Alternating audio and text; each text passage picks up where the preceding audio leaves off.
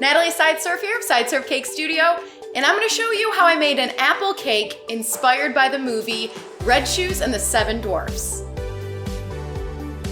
Red Shoes and the Seven Dwarfs is out today on Apple TV. You can also get it anywhere you rent or buy movies. And let me tell you, I've seen it and I loved it. I was cracking up the whole time. The humor is right up my alley. Also, the magic mirror is voiced by Patrick Warburton, who happens to be my favorite voice actor. His voice is absolutely the best. Yeah, that's right. If you aren't subscribed to this channel yet, do it now. We put out a new cake video every week. And if you like this video, please like it below because it really helps us reach more people. And we love your help. So let's get started. Here I have a rod connected to a large white bottom cake board and then a mini cake board at the top. This mini cake board supports the life-sized apple cake. I'm stacking 2 layers of chocolate cake with vanilla buttercream between the layers. Now that the cake is stacked, I'm rounding out the top edges of the cake with a small serrated knife. Then comes a thin layer of buttercream on the outside of the entire cake. I want it nice and smooth. Apple bottoms aren't flat like this cake board, so I'm adding a chunk of modeling chocolate onto the bottom so that I can round out the shape. Then comes the final outside layer of modeling chocolate. I'm gathering the chocolate, I'm trimming it away, and then I'm blending the seams, and then I'll sculpt the apple shape with some sculpting tools. So let me explain this cake design to you. So in the movie Red Shoes, there's an evil witch who uses a magic apple tree to try to create a pair of magic red shoes that will keep her beautiful and young forever. So there's a specific scene where the witch is holding out the apple to Snow White, and this cake design is inspired by that moment. Rather than an animated take on this scene, I'm going for a more realistic take on the apple in the hand. That's because really that's what I do best, realism. So it's time to paint the apple. There are a ton of different shades of red in this apple with a little bit of a greenish yellow in there. So I've decided to hand paint the colors in layers. Here I'm laying down the first layer of color, then I let it dry, and then I add the second layer, and then finally a third layer. When I look up close at a real apple, I see a bunch of vertical lines, so I'm mimicking these lines by painting my brush strokes vertically. Most of the time when I'm painting hyper-realistic food cakes, I have to blend and hide those brush strokes. But with this apple cake, I get to let them show, and they really do read as the real outside of an apple. It's a nice change of pace. You can see that I'm changing the tone of the red with every layer of color I add. So there's light reds, there's medium reds, and then there's these deep brownish reds. I'm also switching up my brushes quite a bit, and that's gonna help add variety to the lines I make. The real apple has these super tiny light specks on it, which I really like, so I'm painting those in very carefully with a super fine brush.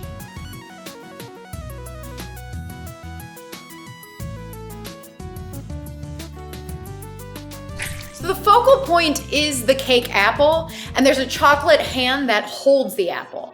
So now I'm adding an armature to support the thumb, the pinky, and the palm of the hand. The good news is, if I play my cards right, I can use the actual apple cake as a support for the other 3 fingers. If this cake were made for a customer, I would explain to them that the apple and everything touching the apple is fully edible. And you want to think of the rest of the hand more as a cake topper because there's a support structure inside that's not for eating. So now I'm bulking up the hand with modeling chocolate. This cake design is super tricky. You can see that I hid that rod that holds the apple up inside the chocolate hand. I wasn't even 100% sure that this was going to line up properly, but it did. Whew. It really does look completely hidden. Now that I have the basic shape of the hand, it's time to start sculpting in the details. So I'm actually using my own hand and wrist as a model for this cake. It helps me see where there's folds and wrinkles, and it's just really helpful to have a live, real hand in front of me. For the 3 remaining fingers, I'm rolling out modeling chocolate coils, and I'm securing them to the apple and to the knuckles of the hand. It's looking a bit like a glove right now, so to fix that, I'm sculpting fine creases, some skin texture, and nails. I'm adding a chunk of softened modeling chocolate to the back of the hand, and then I'm adding some metacarpals. You know, the bones in the back of your hand that you can like slightly see pop out when you move your fingers around. The back of the hand is actually my favorite part of this cake. So to create the sleeve, all I have to do is score lines in the shape of that sleeve right into the chocolate. It creates a separation without adding an extra layer. And back to painting. So I painted the apple first because I knew trying to paint around those fingers was gonna be like super difficult. So I thought ahead, for once. So now I just need to focus on painting the hand. There are a bunch of different colors in all skin tones. You're gonna see warm colors like reds and oranges, but then you're also gonna see cool colors like some blues and purples. I use them all. So I started with more of a yellow, and then I added in some red areas, focusing on getting the color into those creases of the hand to make them really pop. Then I wipe away some of the color and I add some lighter areas. This is white mixed with a super small amount of purple. If I look at my hand from a distance, I see one color. But when I look up close at my hand, I can see that the color is pretty uneven and somewhat splotchy. So I recreate that in my chocolate hand by painting random lines that are wavy and kind of squiggly, and I immediately soften the color with a clean, dry brush. I even added a few veins in the back of the hand, but I kept them extremely subtle.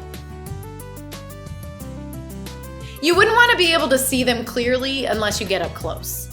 And again, you can see that the color I'm adding is constantly changing. Sometimes it's a bit of a greenish blue, and then sometimes a golden yellow. I'm all over the place, but it works.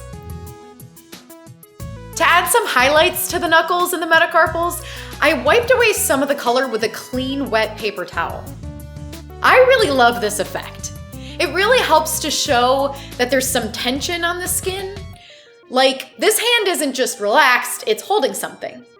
It's holding an apple. Then I added a few more subtle veins and the skin is done.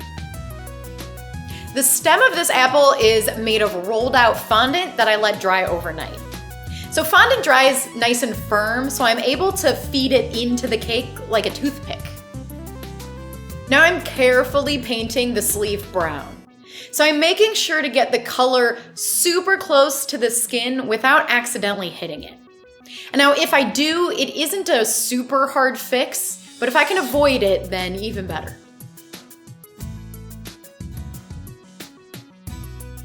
Look at those nails. I wish I could have pretty nails, but I keep them super short because I sculpt pretty much every day. They get in the way. I keep them nice and nubby.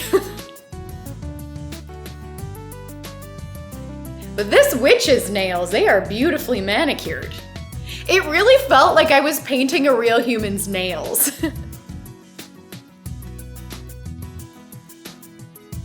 And finally, the very last detail of this cake is to add a layer of clear, shiny piping gel onto the nails to make them shiny. It's the final edible top coat. And there you have it, a realistic cake take on a scene from Red Shoes and the Seven Dwarfs. This cake was so fun to make, and the movie that inspired it is just as fun.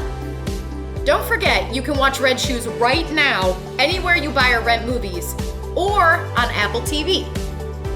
Apple, the most suspicious of fruits.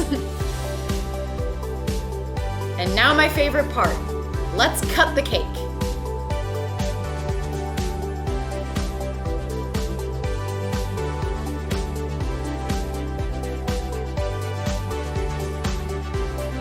Oops, I got your finger. If you haven't subscribed to my channel yet, subscribe now because I put out a new cake video like this one every week.